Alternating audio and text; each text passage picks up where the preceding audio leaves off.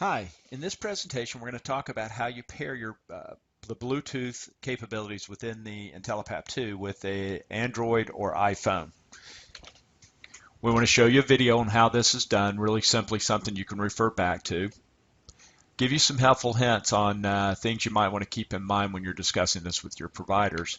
And then lastly, we'll do a quick review on how this is all done. So we've already stated that this application is available for both Androids and iPhones. The first thing you need to do is obviously download the application. The fastest way to find that is under DV6 Smart Link, and there are several Smart Links, so I would suggest putting it in or Smart Link DV6, but it will find this application. The next thing is to make sure that the Bluetooth is on your phone in the settings and that it's in the discoverable mode. At that point, open up the application. And now we're going to show you a quick video on how you can sync that up with the CPAP itself. Pairing your iPhone with the CPAP device. At the main screen, plug in the serial number and the last name of the patient and click Login. Here you will see the blue screens start up that will give you step-by-step instructions on how to walk through pairing your phone with Bluetooth. Getting started. Make sure the Bluetooth on your telephone is turned on. The next item is turning on the Bluetooth in the CPAP.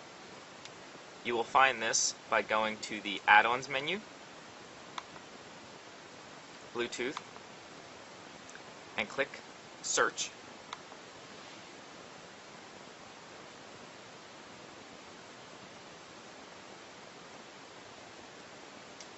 Your phone will receive a Bluetooth pairing request. Click Pair, and on the CPAP, click iPhone.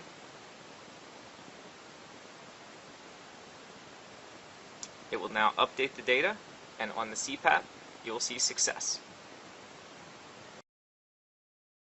So I'm going to give you a couple of helpful hints now that you know how to pair up your unit. The first one would be it's probably best, especially on the iPhone, to just leave the application running in the background. It's not critical and it's not a problem, but the application actually goes out and looks for new data frequently to make sure that it has the most recent information. If you turn the app off or swipe it up, you can always reopen it and the data will download. Let's talk about where the data will reside. This data will now come over not only to your iPhone, where you can see usage, the patient can actually enter how they're feeling that day.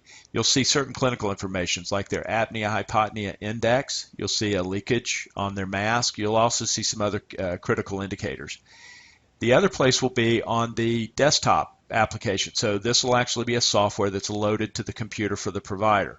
And then they can actually sync up the patient and the serial numbers, and then they can actually download the data either via the software or wireless, and then they can download it through the SD card or a module at some point. So there's a couple of three ways they can actually get the data into the desktop application.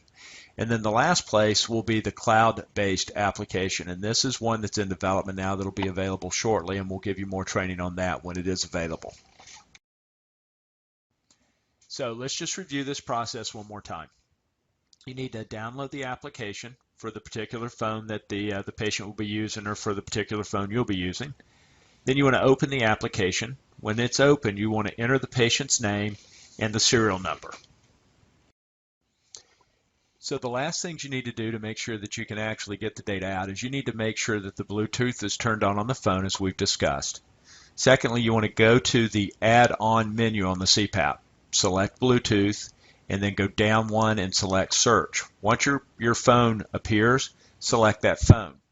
On your iPhone, you should get a message that asks you to pair the phones, and all you need to do is select Pair. And that's it. Easy peasy. Let me know if you have any questions. Thank you for your time.